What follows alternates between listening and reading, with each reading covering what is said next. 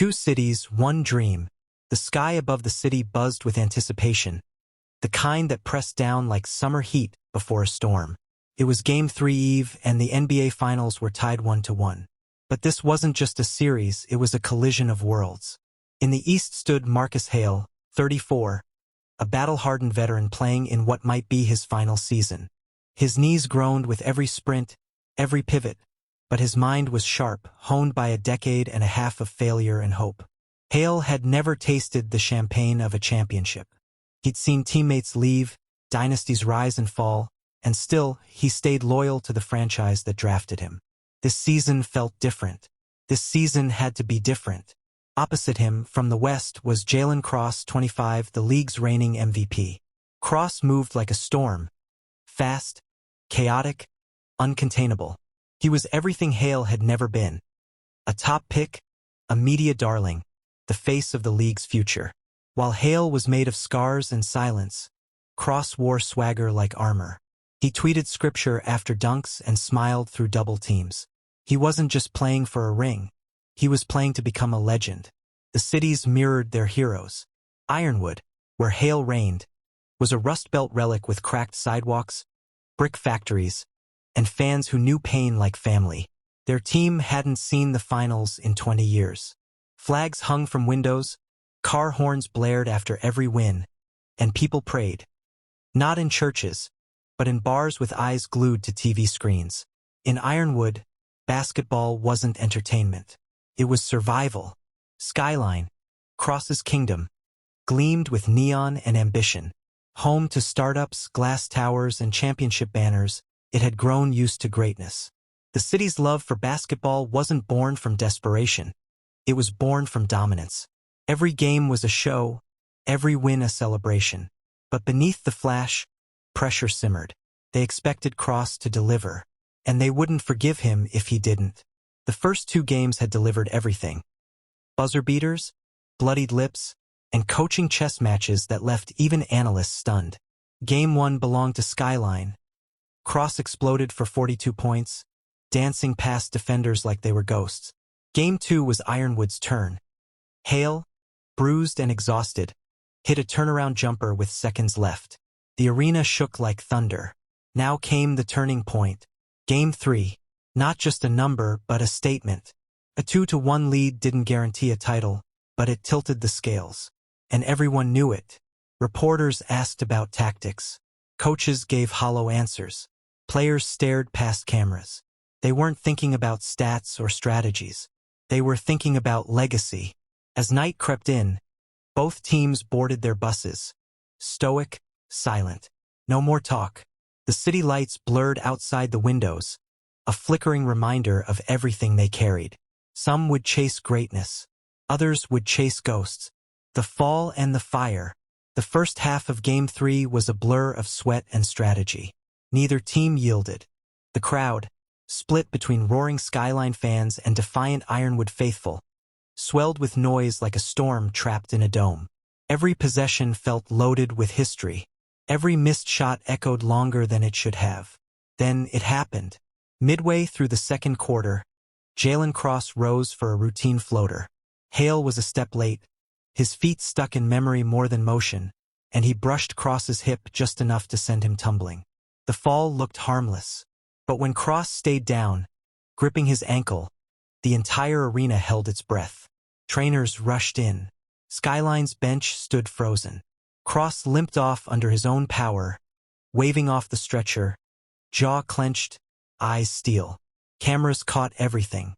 The replay would be dissected 1,000 times. But the truth wasn't in the footage. It was in his silence. Back in the locker room, Cross refused to speak. Ice wrapped around his leg like a question mark. The pain was real, but so was his pride. Minutes later, he returned to the court. The arena erupted. But something had shifted. He was slower now, calculated. The chaos was gone, replaced by caution. Marcus Hale noticed. It was the quiet moments Hale studied most. The way Cross landed softer, hesitated longer. The torch that had once burned white-hot was flickering, even if just for a night. Hale didn't pounce. He didn't gloat. He just adjusted. With the precision of a surgeon, he turned the game into a grind. But the spark didn't come from Hale.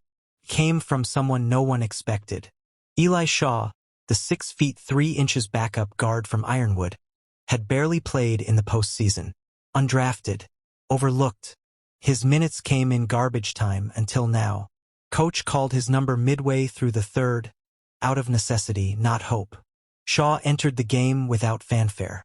No one noticed until he sank a corner 3 with the shot clock expiring. Then another. Then a steal, a no-look assist. Momentum swung like a pendulum. Shaw didn't smile. He just nodded. Skyline scrambled.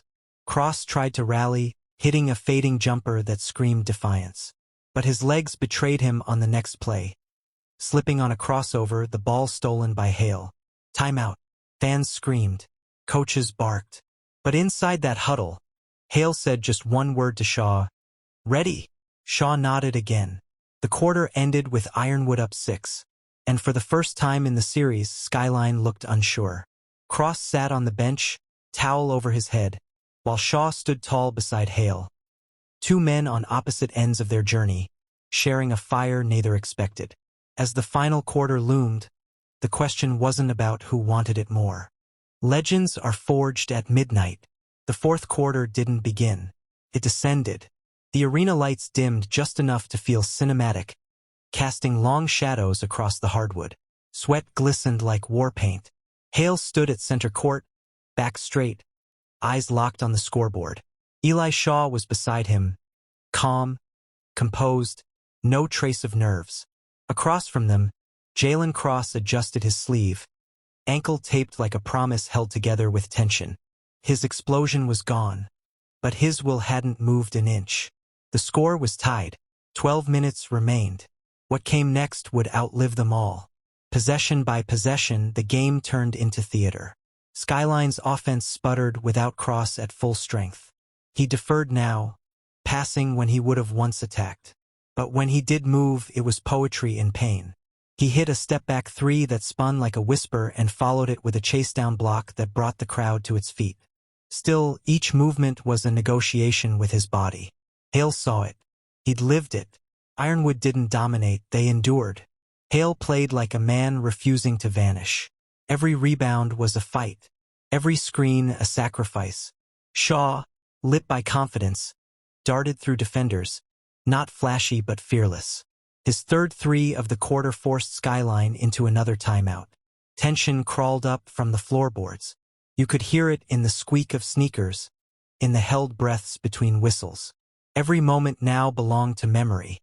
With 26 seconds left, the score was 101-101. Skyline's ball. Cross took the inbound. He waved off the screen. No distractions. Just him. Hale slid in front, chest up, arms wide. Ready. They locked eyes. No words.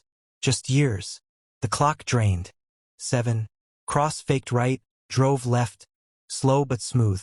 Hale read it, mirrored it. They collided in the paint. Cross rose off 1 foot. Fading. Hale reached not to block but to bother. The shot sailed, a perfect arc. Back rim. Missed. But Skyline's center tipped it out. Loose ball. Shaw dove. So did Cross. But only Shaw came up with it. 8 seconds left. Timeout. Ironwood. The camera panned to Hale. He didn't sit in the huddle. He just looked at the coach and nodded. One play. One chance. Not for glory but for peace. They inbound to Shaw. The crowd stood. Cross switched onto him. 5 seconds. Shaw didn't hesitate. He drove right, pulled up at the elbow. The release was pure. Clean. Swish. 103-101. Skyline's desperation heave at the buzzer missed everything. Silence followed, sharp and sudden. Ironwood erupted. Shaw stood frozen. Hale grabbed him, lifted him off the ground like a sun. On the sideline, Cross sat with his head down. Not broken, just burning. Game 3 was over. But the war wasn't. What comes after glory? The locker rooms told 2 different stories. In Ironwood's, the air buzzed with quiet disbelief. No shouting. No wild celebrations. Just deep exhales and unspoken gratitude.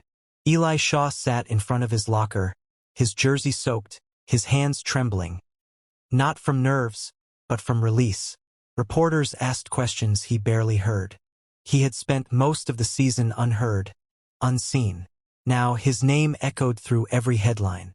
Marcus Hale walked past the cameras untouched, towel over his shoulder, gaze steady. He knew better than to get lost in a single win. The finals were never about moments, they were about endurance. Still, a trace of a smile cracked his usual stillness. He'd been to the edge of dreams before, but never this close to stepping through. Across the arena, the silence in Skyline's locker room wasn't peace. It was pressure. Jalen Cross sat hunched, ankle throbbing beneath layers of ice.